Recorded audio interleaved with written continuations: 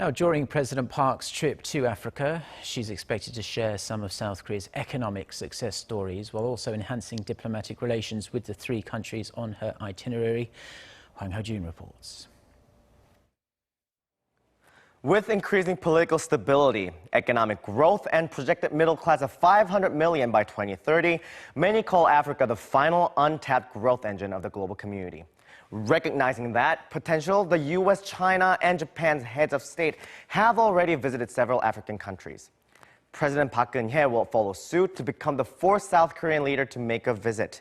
She intends to establish business and possibly military cooperation and to launch Korea Aid, an official development assistance program mobilizing special trucks to provide food, health checkups, and cultural contents to people in Africa. Let's take a closer look at some of the main agenda items to be discussed with each country. President Park's first stop, Ethiopia. What's significant here is that Ethiopia is the only African country to have deployed ground troops to Korea during the Korean War.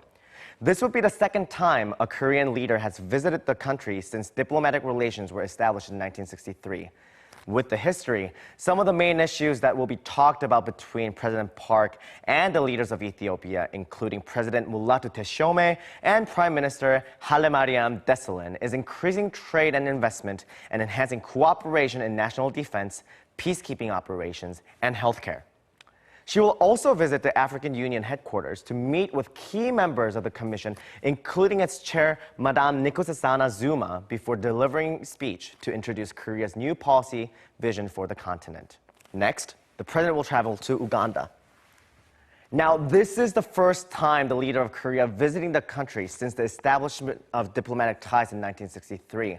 The Ugandan President Yoweri Museveni actually was the first head of state to visit Korea after President Park took office in 2013.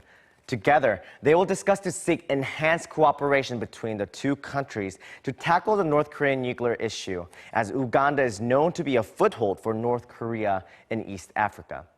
Having displayed interest in Saemaul-undong, the political initiative to modernize the Korean rural economy in the 1970s, President Museveni will join President Park on her Saemaul-related activities during the visit.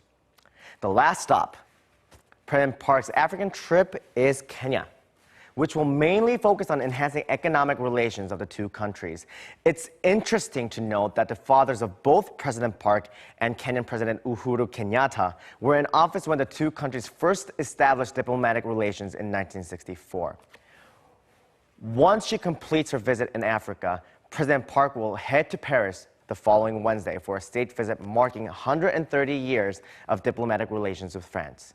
Hwang Hojun, Arirang News.